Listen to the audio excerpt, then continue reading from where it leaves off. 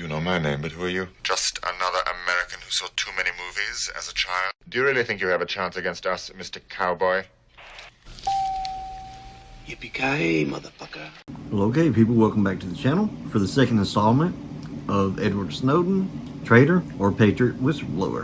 I'm going to make this intro a lot shorter than I had yesterday. I want to ask a question, and I want you to think about it for a second. Who were you 20 years ago? What did you have going on in your life? Are you at the same place you were 20 years ago in your life? Are you surrounded by the same people you were surrounded by 20 years ago?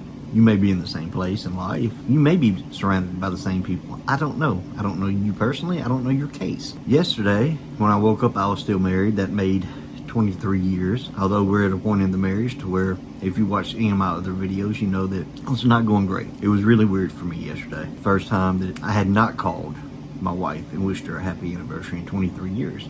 But because we may not be together in the future, has everything to do with the last 23 years in my behavior. Seeing I have the past of an addict. Since I've said on my last videos, you can't live in the past and you have to move forward, that is what I'm doing. However, because of the person I have been for the last 23 years in this marriage, I'm not today. And with a lot of luck and work, I won't be tomorrow or the next day. The point I'm making is, you're not the same person you were 20 years ago. I mean, of course not, right? At no point in the last 23 years would I have benefited from all of that activity being brought out into the open. But I'm just saying, there were times in my life I was a very bad person with a very bad habit that I couldn't break. The next question I want to ask you is, do you use your cell phone on a daily basis? And if you do, how much? How much is a cell phone a part of your life? For instance, when I was courting my wife, I was in fact working for a cell phone company. It ended up being Verizon, but at the time it was Alltel. I had never had a cell phone up until that point. Just didn't need them in life. We didn't have them in high school. Why would I need them now? But once they were introduced into my life, and I started working for the cell phone company, well, that kind of set a standard for you to access and use that phone a lot more for a lot more things. And then, of course, text messaging came along, and then the internet came along, and then it just skyrocketed. Everything began happening on these smartphones, right? If I had had that cell phone back in 2002, cell phone had the access that it has today and the capabilities of today, then every bit of that would have been documented. If I had used a cell phone back in 2002 the way that we use them today, the way that I have to use them today, being isolated from any and everybody for, well, 24 hours of every day, basically. This is how I talk to my daughter. This is how I talk to my son. It's not a landline anymore. It's not private. It's all out in the ether. Think about that while watching this next segment. Why should people care about surveillance?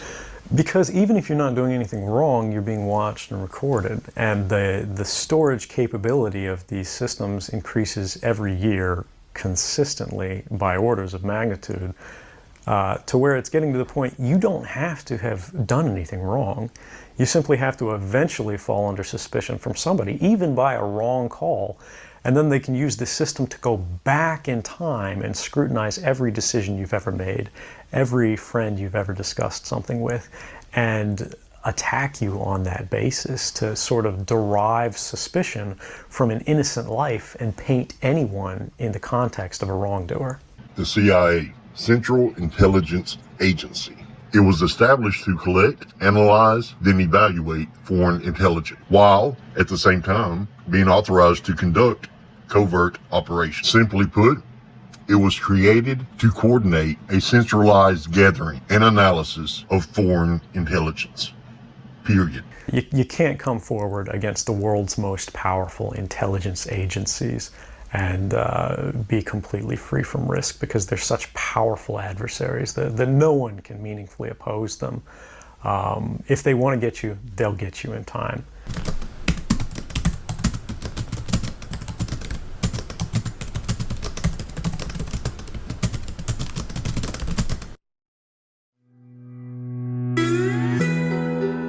That was the alarming message Edward Snowden sent in an encrypted email to a journalist in early 2013. Snowden was a senior government contractor in the US intelligence community, based in Hawaii. On May 20, the 29-year-old left his job at a facility of the National Security Agency and arrived in Hong Kong. He secretly met with reporters in the city on June 6, handing over tens of thousands of classified documents to share with the world. Congratulations on the scoop. Explain for our viewers why this is important. It's important because people have understood that the law that this was done under, which is the Patriot Act, enacted in the wake of 9/11, was a law that allowed the government very broad powers to get records about people with a lower level of suspicion than probable cause, the traditional standard. Snowden showed the US government was conducting mass surveillance on Americans and people around the world. It was collecting data on people's phone calls, emails, and internet activity, regardless of whether they were suspected of any wrongdoing. His documents showed companies such as Google, Apple, and Facebook gave the US government access to their servers and user data. The leaks also disclosed the US was engaged in offensive cyber operations, including hacking into foreign governments and companies, as well as spying on foreign leaders. In short, Snowden revealed what he believed was a fraudulent, dangerous global surveillance apparatus, a system where no one remained unseen. There came some point in time when you crossed this line of thinking about being a whistleblower to making the choice to actually become a whistleblower. Walk people through that decision-making process. When you're in positions of privileged access, like a systems administrator for these sort of intelligence community agencies, you're exposed to a lot more information on a broader scale than the average employee. And because of that, you see things that may be disturbing, but over the course of a normal person's career, you'd only see one or two of these instances. When you see everything, you see them on a more frequent basis. And you recognize that some of these things are actually abuses. And when you talk to people about them, in a place like this where this is the normal state of business, people tend not to take them very seriously and move on from them. But over time, that awareness of wrongdoing sort of builds up, and you feel compelled to talk about it. And the more you talk about it, the more you're ignored, the more you're told it's not a problem. Until eventually you realize that these things need to be determined by the public, not by somebody who is simply hired by the government. Talk a little bit about how the American surveillance state actually functions. Does it target the actions of Americans? NSA and the intelligence community in general is focused on getting intelligence wherever it can, by any means possible, that it believes on the grounds of sort of a self-certification that they serve the national interest. Originally, we saw that focus very narrowly tailored as foreign intelligence gathered overseas. Now, increasingly, we see that it's happening domestically. And to do that, the NSA specifically targets the communications of everyone. It ingests them by default. It collects them in its system, and it filters them, and it analyzes them, and it measures them, and it stores them for periods of time, simply because that's the easiest, most efficient, and most valuable way to achieve these ends. So while they may be intending to target someone associated with a foreign government or someone that they suspect of terrorism, they're collecting your communications to do so. Any analyst at any time can target anyone, any selector, anywhere. But I, sitting at my desk, certainly had the authorities to wiretap anyone, from you or your accountant to a federal judge to even the president if I had a personal email. I think that the public is owed an explanation of the motivations behind the people who make these disclosures that are outside of the democratic model. When you are subverting the power of government, that's a fundamentally dangerous thing to democracy.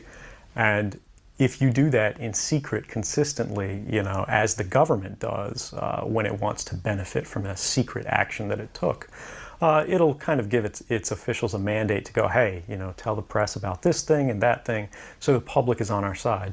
But they rarely, if ever, do that when an abuse occurs. That falls to individual citizens, but they're typically maligned. It becomes a thing of these people are against the country, they're against the government. But I'm not. I'm no different from anybody else. I don't have special skills. I'm just another guy who sits there day to day in the office, watches what's happening, and goes, This is something that's not our place to decide. The public needs to decide whether these programs and policies are right or wrong. And I'm willing to go on the record to defend the authenticity of them and say, I didn't change these. I didn't modify the story. This is the truth. This is what's happening. You should decide whether we need to be doing this. Have you given thought to what it is that the U.S. government's response to your conduct is in terms of what they might say about you, how they might try to depict you, what they might try to do to you? Yeah, I could be, rendered by the CIA. I could have people come after me, or any of their third-party partners. They work closely with a number of other nations. Or they could pay off the triads, or any of their agents or assets. We've got a CIA station just up the road in the consulate here in Hong Kong, and I'm sure they're going to be very busy for the next week. And that's a fear I'll live under for the rest of my life, however long that happens to be. You can't come forward against the world's most powerful intelligence agencies and be completely free from risk, because they're such powerful adversaries that no one can meaningfully oppose them. If they want to get you, they'll get you in time. But at the same time, you have to make a determination about what it is that's important to you. And if living unfreely but comfortably is something you're willing to accept, and I think many of us are, it's the human nature. You can get up every day, you can go to work, you can collect your large paycheck for relatively little work against the public interest, and go to sleep at night after watching your shows. But if you realize that that's the world that you helped create, and it's going to get worse with the next generation and the next generation who extend the capabilities of this sort of architecture of oppression, you realize that you might be willing to accept any risk. And it doesn't matter what the outcome is, so long as the public gets to make their own decisions about how that's applied. A new leader will be elected. They'll flip the switch, say that because of the crisis, because of the dangers that we face in the world, some new and unpredicted threat, we need more authority, we need more power, and there will be nothing the people can do at that point to oppose it. Facebook or Google, for whatever reason, got out of bed in the morning and they actually wanted to protect the security of your communications in a way that even they can't break. Like right now, Google and Facebook, they do a great job keeping other people from spying on your communications. But if Google wants to rifle through your inbox, right? If Facebook wants to go through all your direct messages and give that to the federal government, like you tap one button and boom, they've got all of it. It happens every single day. And this is actually a bigger thing in the COVID crisis. There's this idea called end-to-end encryption, which what it means is that when you send a message, when Billy sends a message to Bobby, Billy and Bobby both have the keys to unlock that message. And it could be sent through Facebook, it could be sent through Google, but without that key, Google, Facebook, they don't have that key. Only the phones at the end, the laptops at the end, the people who own those, they're the only people who have the key. So if somebody comes to Facebook and says, we want to see that information, Facebook hands over the encrypted message, right? And Facebook goes, well, here you go, here's our copy, but we can't read it. You can't either. Now you've got to actually do some work on the government side and go get that key yourself. And then you can read it, right? But we can't read it. The number one target is the iPhone. If you have an iPhone, you get these little software update notifications all the time that are like, hey, please update to the most recent version of iOS. And that's a fabulous thing. That's a wonderful thing for security. Because the number one way that people's devices get screwed, if it's not just through user error, right, like you entering your password somewhere you shouldn't, it's like a fake site that looks like Gmail, but it's not actually Gmail, and you just gave the guy your password, now he uses your password to log in.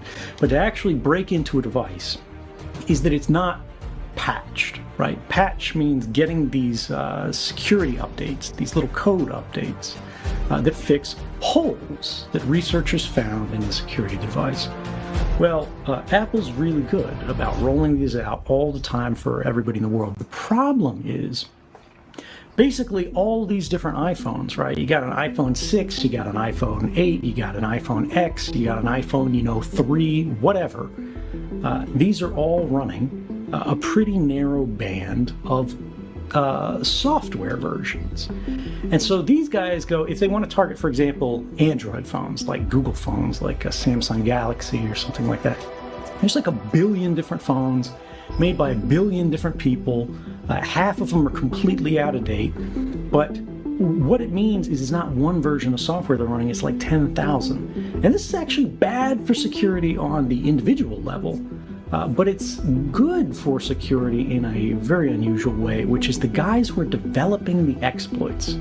The guys like this NSO group who are trying to find ways to break into phones, they realize if they find a way to attack an iPhone, which is actually, this is difficult, this is really difficult stuff, now it works against basically every iPhone. And who has iPhones? All the rich people, right? All the important people, all the lawmakers, all the guys who are in there. So they've made a business on basically attacking the iPhone and selling it to every 2-bit thug who runs a police department in the world. They sell this stuff to Saudi Arabia, they sell this to Mexico. And there's a group of researchers in Canada working at a university called the Citizen Lab. And these guys are really like the best in the world at tracking what NSO Group is doing. If you want to learn about this stuff, the real stuff, look up Citizen Lab and the NSO Group. And what they have found is all the people who are being targeted by the NSO Group, the classes of people, the countries that are using this. And these like petrostates, these bad actors nationally, will pay literally tens of millions of dollars each year just to have the ability to break into an iPhone for a certain number of times, because that's how these guys do it. They sell their business plan. They go, we'll let you break into any iPhone just by basically sending a text message to this phone. All you need to find is the phone number of a person who's running an iPhone, and we will exploit something.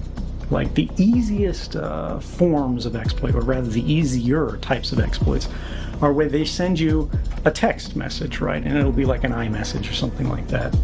And it's got a link in it that'll be like, oh gosh, terrible news, your buddy's father just died, and we're making funeral arrangements. Are you going to be there?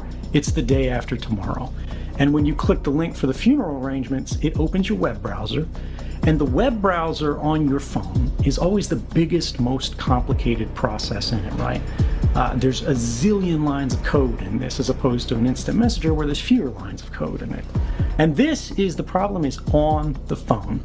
You can replace the phone, right? And they'll lose access to that. But if they've already used that to gain the passwords that you use to access, your iCloud or whatever, when they have control of the phone, they've already got your photo roll, right? They've already got your contact list. They already have everything that you've ever put in that phone. They already have all your notes. They already have all your files. They already have everything that's in your message history, right? They can pull that out immediately. And now, because they have, all your contacts and things like that, they see that phone stop being active. They know you've changed your phone number. All they have to do is find the new phone number, and then they can try to go after you again. The benefit is, with that old style of attack, if you get that message and you don't click that link, you're somebody in a vulnerable class, right? You've had these kind of attacks against you before. It looks suspicious. You don't know who this person is. The number isn't right, something like that. And you save that link. You don't click the link. You don't do anything with that link, but you send it to a group like Citizen Lab. They can basically use that link to basically use like a dummy phone, like a sort of a Trojan horse, to go to the site that would attack your phone and catch it. And this is what the sort of process that all of their research is based on. The Snowden leaks sent shockwaves throughout the world. In Hong Kong, where he was then hiding, his fate became the talk of the town.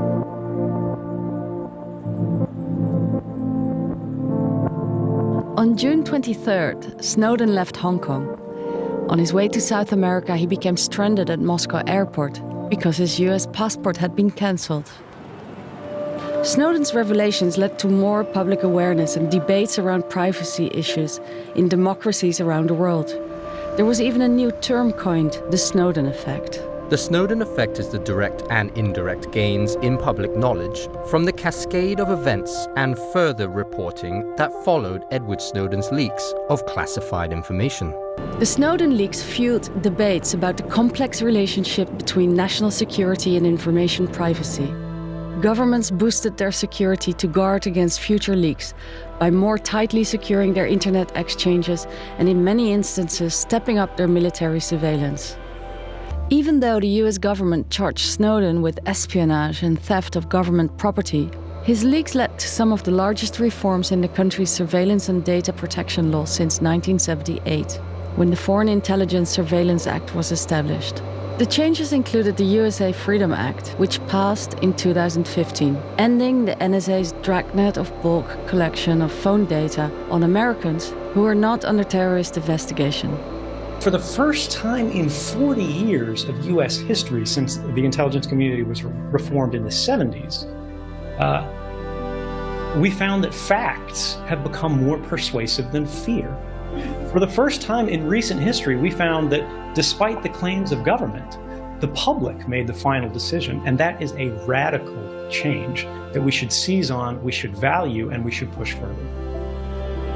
Europe now has the world's strongest privacy and security law, the EU General Data Protection Regulation, which took effect in all member states in 2018. Snowden's leaks have also had a huge impact on the tech industry, with the development of new products that address privacy concerns such as encryption services.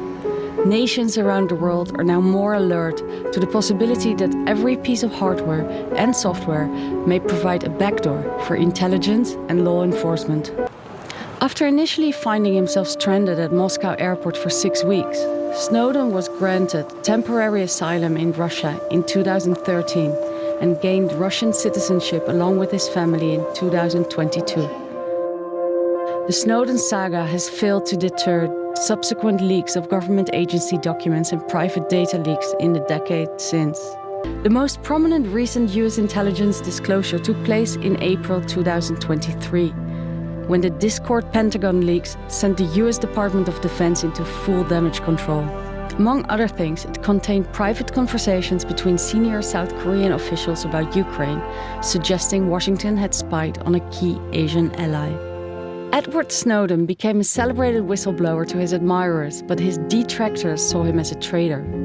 Either way, the high-profile case greatly raised public awareness about digital privacy. This has led to many policy changes in the US and internationally to help safeguard digital privacy.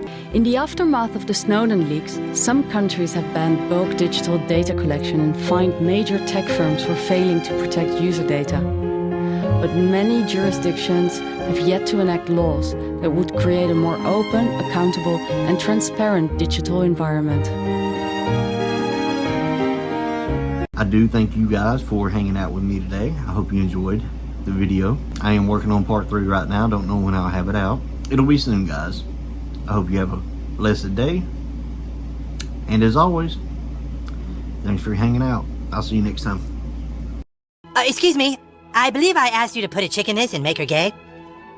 Yes, the chef was a little confused what you meant by that. It means put a chick in the linguine and make her fucking gay!